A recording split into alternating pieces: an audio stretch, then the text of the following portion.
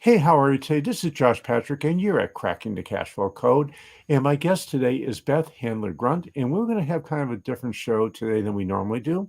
You'll normally talk about how you can crack the cash flow code, or how you can create more revenue, or you can hire better. But today we're going to talk about how you can do a better job of getting your child into a college that they want to go to, you would like them to go to, that you can afford, and how to do all those good things. I am not an expert at any of this stuff. My children are way past college, but I do have grandchildren, so I'm kind of interested in what Beth has to say. So we're going to bring Beth on and let her start, because you don't need me to talk about college entrance because I know nothing about it. Hey, Beth, how are you today? I'm great. How are you? I'm well, thank you. Thanks for joining us. So, I'm a parent. I've got a child who is thinking about college, or I've got a child who's a freshman in high school, or maybe even junior high school. What should they be doing about getting their child into a school that will be best for them?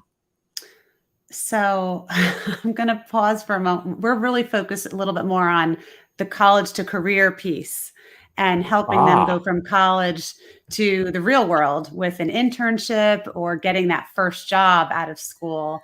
So I also have a student who's a freshman in college and one that just graduated. So I know that experience, but we really want to make sure we're kind of that part two of not only do we want to launch them, you want to launch them into college, but then how do you get out, get them off your payroll and get the return that you're hoping for after giving them this great education. so please accept my apology. For some reason, I thought I got this completely wrong, and I have No no worries. idea why, but I did. So please accept my apology. No worries. So, okay, this is actually a more interesting conversation, because it's something that if you're going to run a blue collar business and you want your child to join you in business, first thing I Mm, want you to do is let them get a job someplace else and show they're successful. Worst thing you can do is bring a child into your business who's not good at what they do. So, how do you get them launched? Let's take that as an example.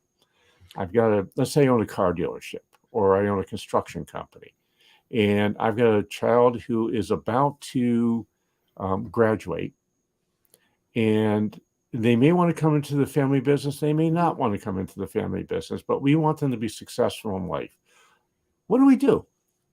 it's a great question. I actually am experiencing this real time too. I have a husband who has an industrial plumbing and heating supply business, and one of my kids want to go in the business. So I can speak as an expert, and I can speak as a parent too. Um, I think no matter what our children think they want to do, I think we need to give them an opportunity to really explore what's out there and really get some awareness about what is it that they're actually good at, opposed to seeing kind of the low hanging fruit, or, oh, here's this business in the family and I can just go there. Or they think it's a little bit easier than maybe having to search for the job themselves. Really, the first thing that we can do is, as parents, is try to help them to understand what are the skills that you actually have that you can bring to the world, bring to the market, bring to an employer. And it's usually very hard. We've found that it's hard for sometimes young adults to have this self awareness. They might say to us, well, I'm hardworking and I'm responsible. What we really want to help them hone in on, what is it that they know how to do? Are they really analytical? Are they great writers? Are they very creative? Are they great problem solvers? And help them to start figuring out what is it. And how we do that is think about, what have you done? Now, a lot of times young adults will say, well, I haven't done much. I just went to college. I haven't had much of a job, or I scooped ice cream. I delivered pizza. But all of those experiences, whether it's a part-time job, you worked in a team in your class projects, you might have volunteered on campus, help them kind of refresh of like, what are you doing, or what have you done, and what skills have you used? So maybe if you ran a club and you were able to recruit new members, maybe you're actually good at sales or recruitment and you didn't really think of it that way. So I think, getting them down, and we try to get them down to what I call 3 core skills, because once they get clarity on what those skills are, it's easier then to start focusing in on what are the kinds of jobs that I can pursue that leverage those skills. And even down the road, if they were to join the business, what kind of skills do you have that can you bring to the family business?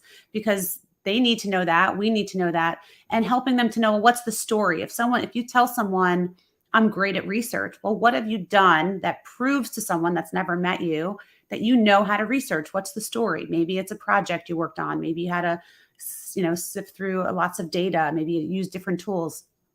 But the clarity and self-awareness is a really important first step to helping them know where to go, and then the types of organizations or opportunities they can then pursue from there.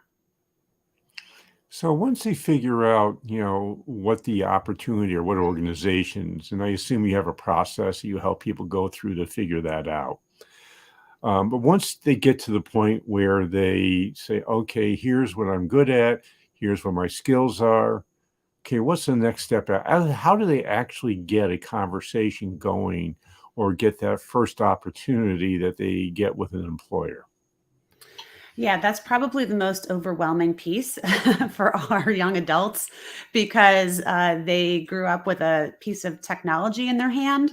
And there was actually a really great article written recently in the journal about how we need to teach them the art of small talk and just how to have a conversation with someone. But one of the best ways to learn, so if you have some clarity on your skills or what you might want to do, I'm a big, big proponent of networking. And by the way, as we know, as business owners, that never goes out of style. That's always an important piece. But really teach them to leverage what's around them. And the simplest way and easiest is to leverage fellow alumni because they tend to be the most friendly, the most sympathetic because everybody was in the same place looking for a job, and really encourage them to be curious and reach out to a fellow alumni. It's easily done, even if they don't know how to do it. You can go on LinkedIn and easily search for alumni from your own university. You can search by the year, what they studied, and really talk to them about, what is it? How did you come to this role? What is it that you do? And help me understand that. Maybe this is also the chance for your child to say, these are some of my skills. Do you think these skills could be a good fit in the kind of role that you're in or the kind of organization that you're in? And if so, is there someone else I should speak to? It's really that simple of just having some good questions, some clarity about what they can bring to them, and then maybe getting it to someone else. That's really how people are hired.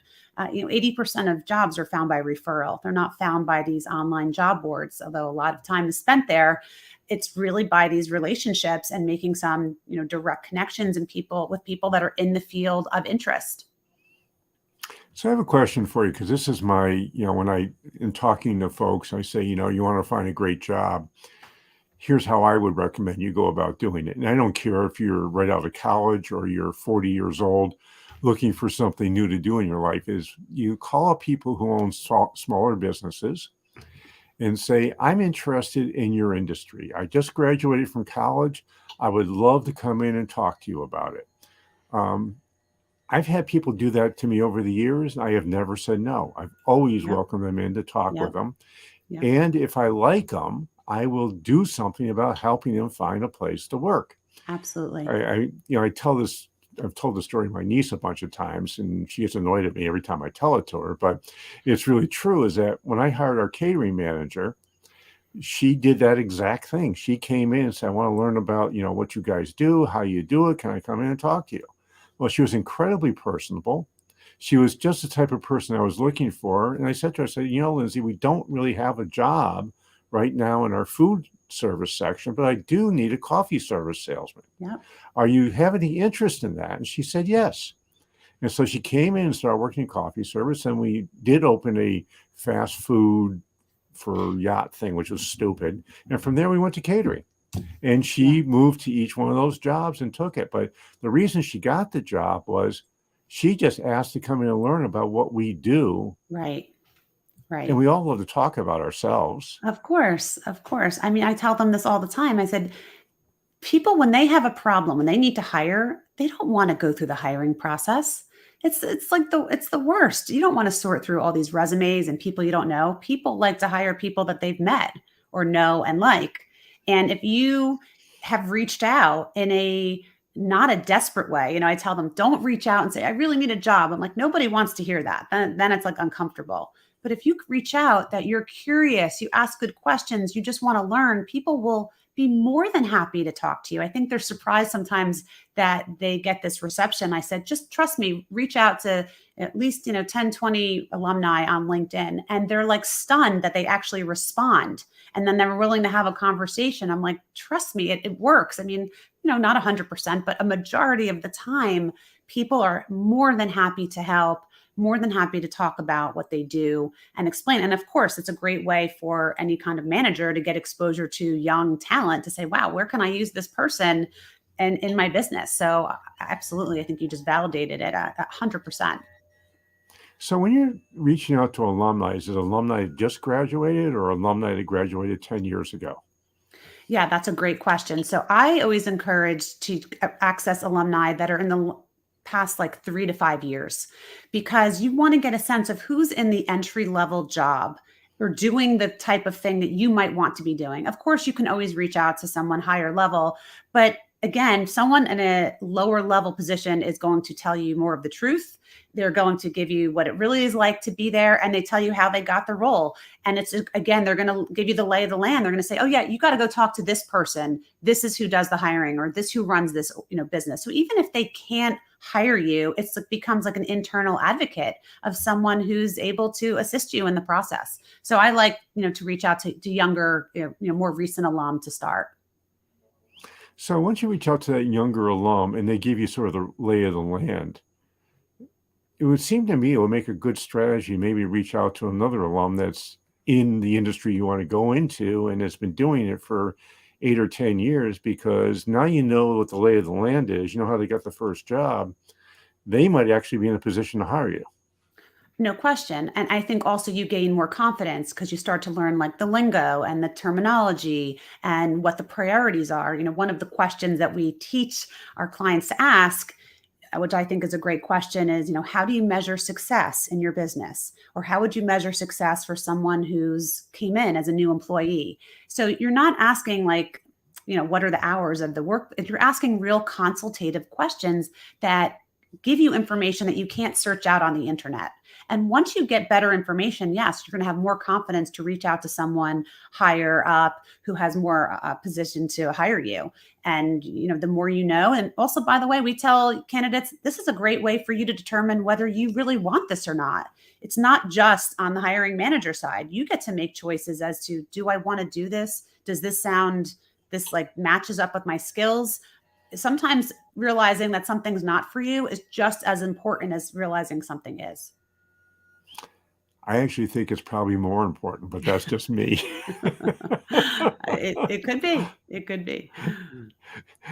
So, a lot of times, again, I'm going back to a family business where, I'm in an industry. Let's say I'm in the electrical contracting business, Mhm. and I've got a pretty good size electrical contracting Yep. business, or a distribution company like yours. Sometimes what I've seen, and it seems to work out pretty well, where you do a swap with a non-competitor in a different part of the country. You'll send them a child, they send you a child, and they get to work in the industry under a different set of circumstances than they would if they came directly into your company. And there's lots of reasons you don't ever want to have your child go from school directly to your company. We can talk about that if you're interested. But have you ever seen that done?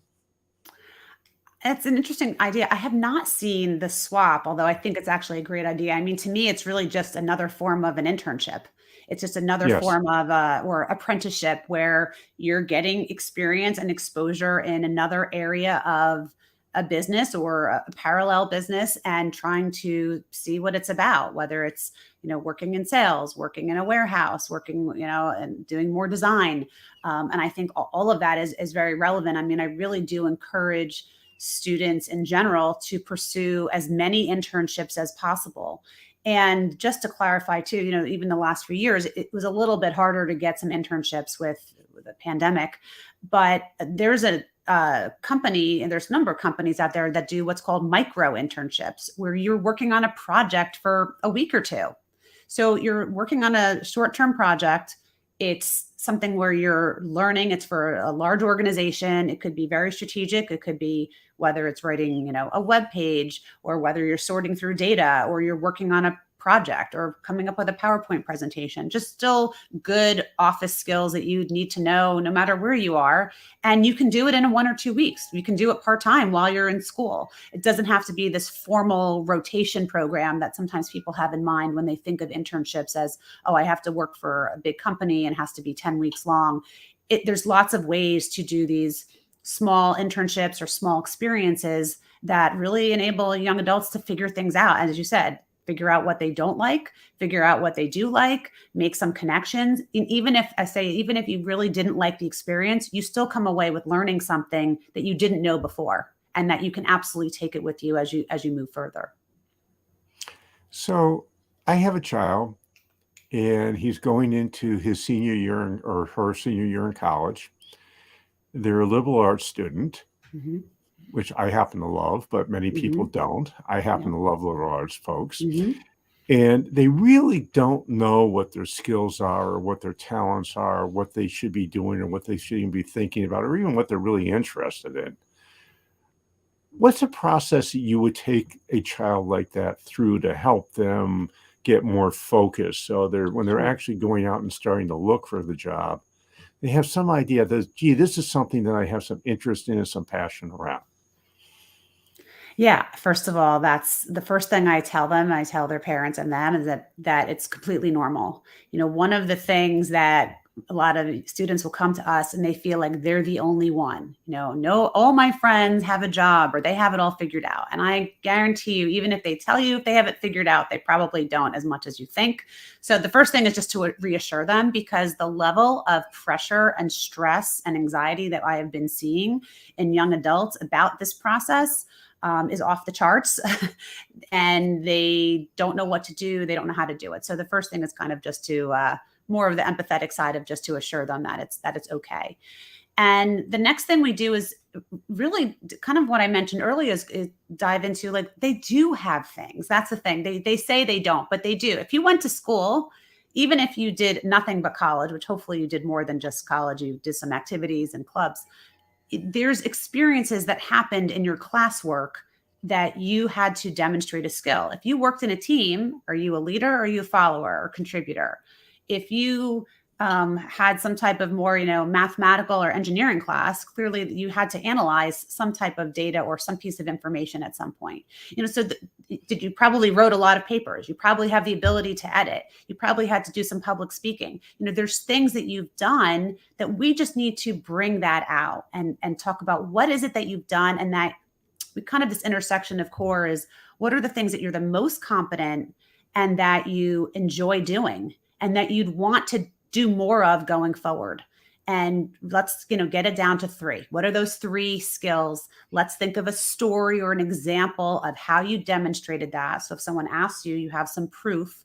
And then let's start taking a look at what are the types of companies, industries that need those skills. We have to do some research. One of the things I teach them is that learning doesn't end when you graduate. You need to keep reading. You need to read trade journals. If you came out as a communications major, English major, let's say you want to go into advertising, you should be reading Advertising Age. You should be reading, all kinds of other, trade related content so you can get smart about the industry, company names, trends that enable you to start not only being smarter about the process, you can start to decipher, oh, I really like the copy side, or I really like the sales side. And then same thing, we encourage you to start talking to people. You can't make these decisions in a bubble and you can't make them in your head as much as many try to do.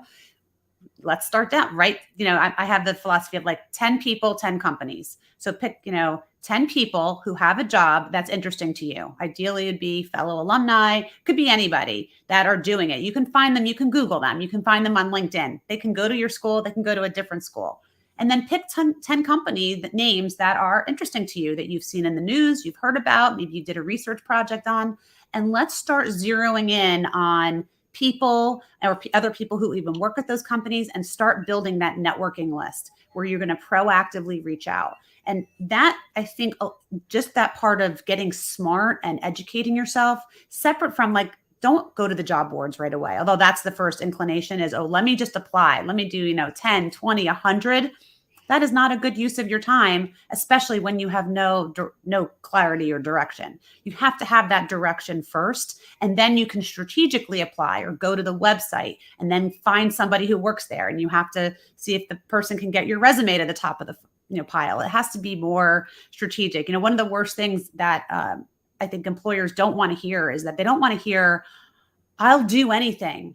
I will take any job and I'll just do whatever you want. Well, you and I are business owners. That doesn't help us, right? I don't know what to do with you if you say that to me. I need to know what you've got and maybe where I could utilize you.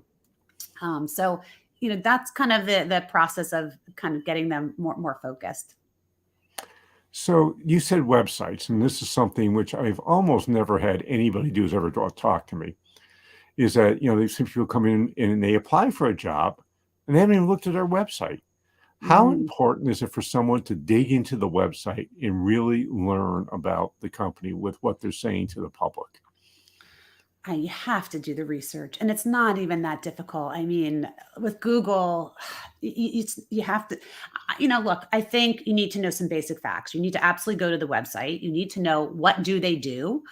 We have a couple of, we have like a little cheat sheet that like, we want you to write these 3 things down. If they're a publicly traded company, write down the stock price and the name of the CEO, just as like basic information. Write down what is it that they do or what division that you want to move towards that you find really interesting. And it's super easy. You can just type like XYZ company in the news in the Google search bar, and it'll bring up the latest announcement, merger, acquisition. You should know whatever the latest press release is about it. And that's kind of some basics. I don't think as employers too, I don't think they're looking to really, dive so deep of like, how much do you know? I want to make sure you know some basics of what we do. But you have to do the research. I mean, you can't go in cold of never looking at the company and never looking up the person. I mean, so much information is accessible. You have to look at their LinkedIn profile. You have to look at, what they've done, because people want to hire you when you have a vested interest in helping them be successful, not just, hey, this job is great for me. Employers are don't really care if it's great for you. They want it to be great for them. Yes, that's for sure. Hey, Beth, unfortunately, we are out of time. And I am going to guarantee there are people who are listening to this podcast who are saying, I've got a child in this place and we need some help. So if they want to contact you to get some help, how would they go about doing that? Sure, absolutely. Just come to our website, nextgreatstep.com, and click on the contact us. I'd be happy to have a complimentary discovery call with anyone who has any questions or interested in learning more. We have lots of resources as well that you can get. And I'm excited that coming this fall, I will also be launching a book called The Next Great Step, The Parent's Guide to Launching Your New Grad into a Career. So look for that coming later this year. Well, congratulations on your book and good luck with it. It is just so exciting to get a book out into the wild, as I would say it. So I've got 2 things I would like you to do. First, you've heard me say 300. This is the 351st time I've said this, so you've heard it before. Please go to wherever you're listening to this podcast, give us an honest rating and review, and if you like us, you would hopefully subscribe. We've been doing this now for about 7 years, and it's a lot of fun. We get great people like Beth on all the time, and you get lots of good information that you may not think you need to know, but you do need to know. Second thing I want you to do is I have written 2 books, and my second book came out last year. It's on sale at our website for half price. Really easy to get. It's called The Sale Ready Company. It continues the journey of the Aardvark family.